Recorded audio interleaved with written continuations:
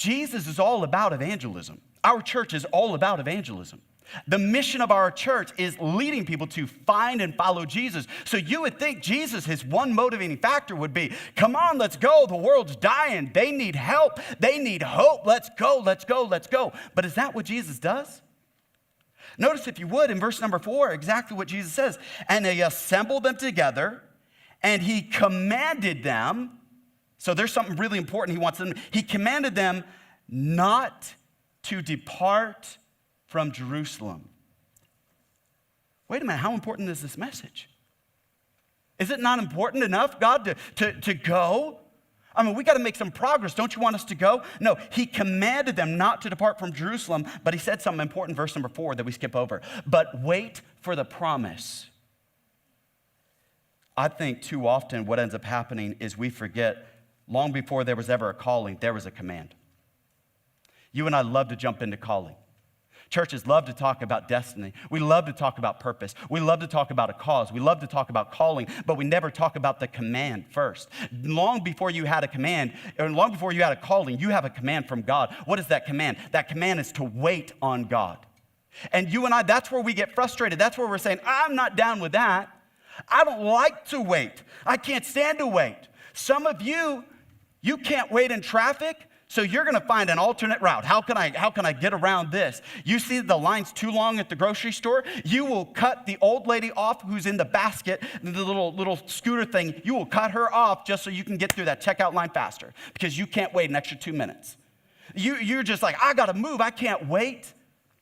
But yet Jesus tells his disciples, I need you to wait here.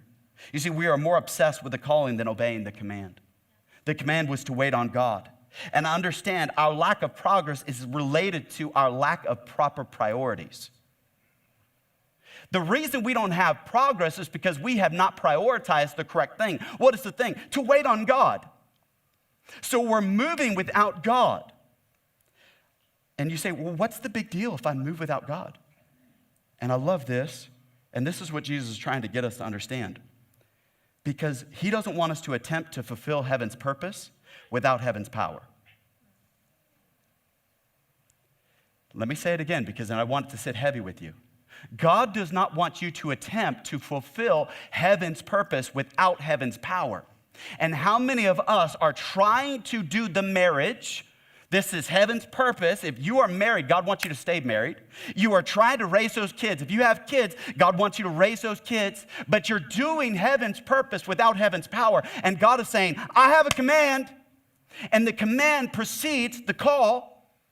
And the command is to wait for what? The power. You see, God does not want you to go through this life without power. We are supposed to be the people of power. But are we? Divorce rate in the church seems just as high. Problems in the church seem just as high. Some of us are praying over the same prayer requests we've been praying over for the last 5 years. We're struggling with the last same sins that we've always been struggled with. Just because you go a season without falling for a temptation is not freedom. You are still in bondage. You're just going from deliverance. You're not walking in freedom from that temptation. You're not walking in freedom from that. And God says we're supposed to be the people of power, but yet we don't have that power. We don't have the power to break off addictions. We don't have the power to make a difference in our communities. We don't have the power to make an influence, an impact in our cities. And we see Christianity and our influence is diminishing, and it's because we're no longer people of power. And it's easy to want to point the finger somewhere else, but it's because we've neglected the command and we have attempted to fulfill heaven's purpose without heaven's power. Understand this, waiting is not an admission of weakness, and some of us feel like it is. Some of us feel like, well, if I've got to wait, this is an admission of weakness. How many of us, when you go to your favorite restaurant, you don't mind waiting a little bit because you know this is going to be delicious, this is going to be amazing? How many know that whether it's the husband or the wife, one of you is the better cook usually, and if they're taking a minute longer than usual, you know, oh, it's going to be delicious. They're not just in there wasting their time. Oh, it's going to be good. Some of you have this thing in your backyard. It's called a smoker.